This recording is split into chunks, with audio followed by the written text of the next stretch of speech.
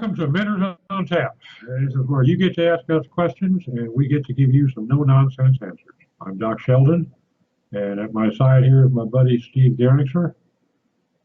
We hope to be able to offer you some wisdom. If A little bit. we don't know the answer, we'll find it. That's If we it. can't find it, we'll tell you. Okay. Give you a little bit of background on me. I've been in SEO for about 13 years now, in marketing for about 20 years before that. I've got an SEO copywriting agency I started about 5 years ago, and an SEO agency I started shortly thereafter, where I specialize in technical and forensic SEO. Steve is one of the first guys I ever bumped into in the SEO world back when forums were where everybody hung out. And we've been working together off and on pretty steadily now for several years. So since I don't find too many folks that'll put up with me very long, I'm nurturing that. The alcohol helps. It always helps, you know. Okay, Steve, take it away. Well, as some of you know, many of you don't, I've been in and out of different businesses for pretty much my entire adult life. Built our first website back in 96 or 97, doing video game reviews and stuff like that long before things like GameSpot or any of those existed. We were so far out in front, we were releasing a digital video game review magazine on the old BBSs, and you could download it then. We were building it with Macromedia's Authorware, of all things. Then we started publishing CDs, then we got into the web, and pretty much evolved from there. But along with the internet, I've also owned a comic book store, restaurant, done factory work, been a jeweler, pretty much a huge gamut of things. Over the course of my life, I've probably started 15 or 20 businesses. Some of them have been real successful. Quite a few of them not too successful at all. It just, learning experiences, and gives me a huge pool of information to draw from beyond just SEO and, internet marketing. I actually can help businesses grow themselves in more ways than just doing well on Google.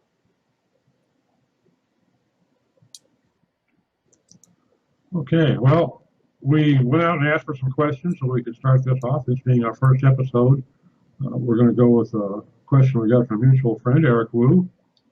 He dropped one in here that says, as the tech industry emerged and has evolved and changed over the years, it's easy to have 20/20 hindsight with a much longer outlook. However, is there any advice you give to help newcomers see the smaller shifts that are here and now that might potentially become bigger trends?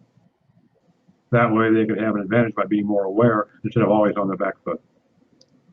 Which I think is a good question. It's a great question. It's not that complex.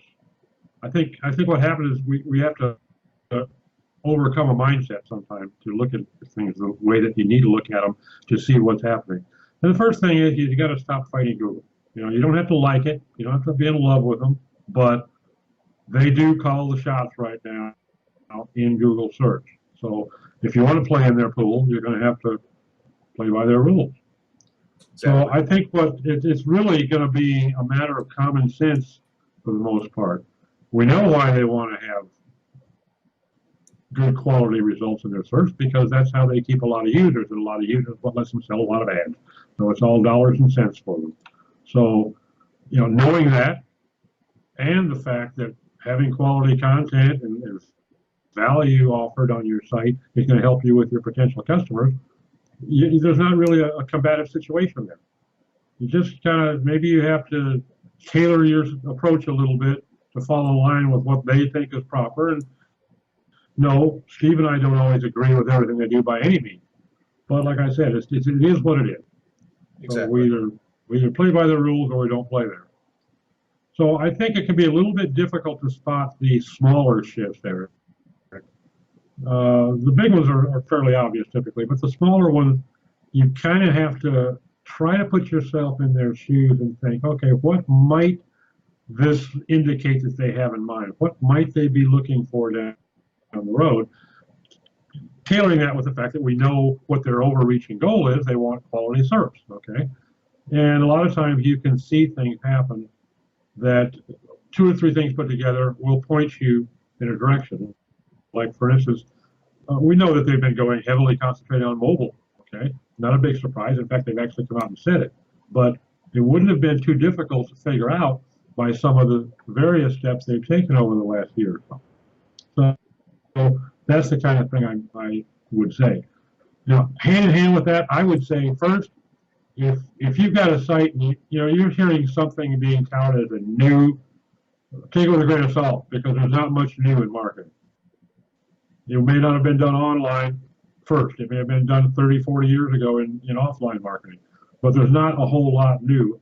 There's new channels pop up all the time, but techniques and strategies are pretty much the same old stuff. So take it with a grain of salt when somebody's trying to tell you something to do.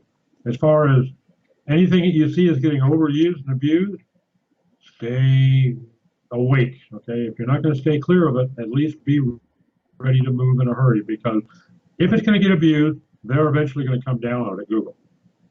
Exactly. And then finally, recognize the fact that their algorithms, they've got some brilliant engineers working on these things. Their algorithms are getting better. They're getting faster. So things that you were able to do a couple of years ago and maybe get a free ride for 6, 8, 10 months, now you might get a free ride for 5 or 6 days, 2 or 3 weeks.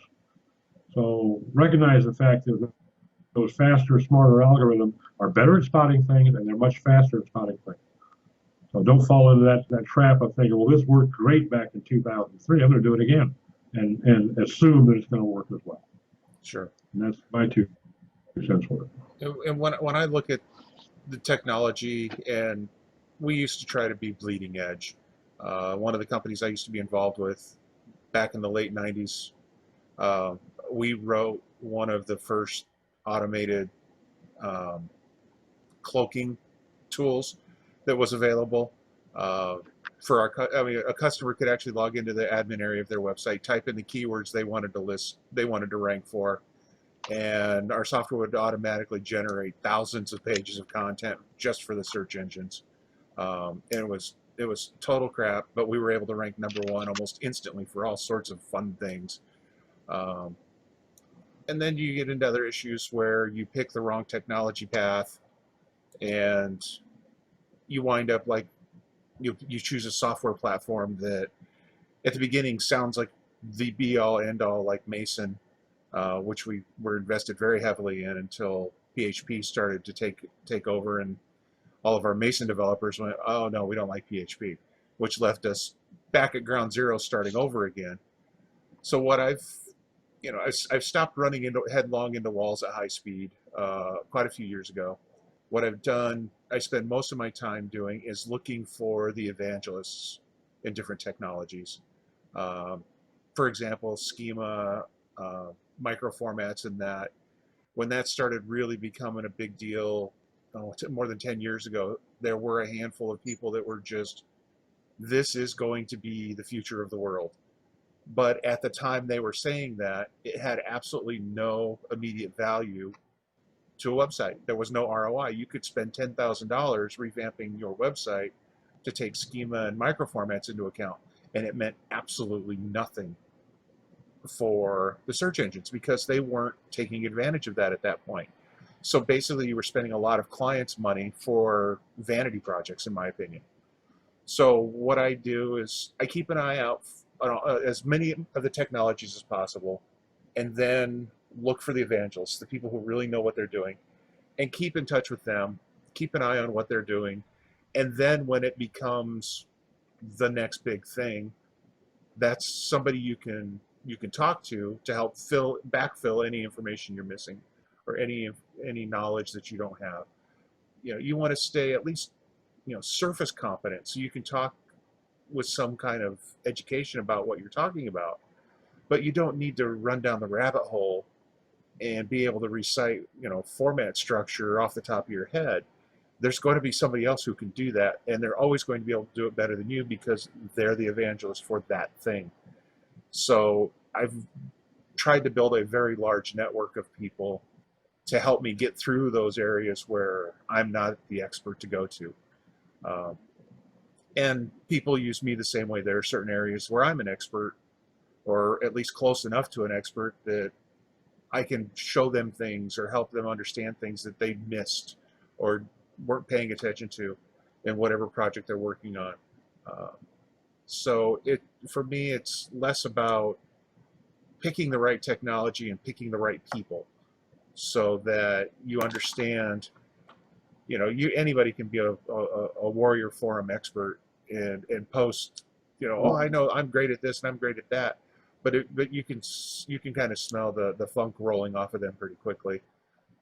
So you want to pay attention to what's going on in the world, but do I actually go out and choose a technology up front, other than what my nieces are all into? No, that's kind of been the thing lately. We used to laugh about it. I'd look at my 16, 17, 18-year-old nieces. What are they into? What's hot for them? And 99% of the time, they're on the right channel. They're on the right platform. And they're far ahead of the marketers by years in some cases. So that becomes a huge advantage, just by having family members that are of that right demographic that you can, take advantage of. Yep. Well, talking about what you're saying about not necessarily having to be the know-it-all. I've been working together for years now, and you're a good writer. You have perfectly good skills at writing SEO copy, but it's not the best way to spend your time. No. So I do your not. copywriting. Yep. By the same time, I avoid PPC like the plague. So when I need to use some PPC, I call Steven. That gives us both the ability to offer something additional to our clients and get somebody who's really good at something that we're not necessarily good at or don't have the time or the inclination to do. Or just don't like doing. I got a big old stack of things I don't like to do, and I will pay fairly good money to not have to do it. Yep. So, but anyway, hopefully that answers Eric's question. And if you have a question you want to ask us, it could be about anything. It could be about business, it could be about analytics, it could be about marketing, SEO. Well, we don't care. We've got such a huge base of knowledge to draw from. And if we don't have an answer, we know people who do have answers, so we can bring more people into the show as our guest experts and help everybody learn a little bit more, and so that you don't have to feel like you're out there all alone trying to figure this all out on your own. Well, look for us soon on episode number 2. All right.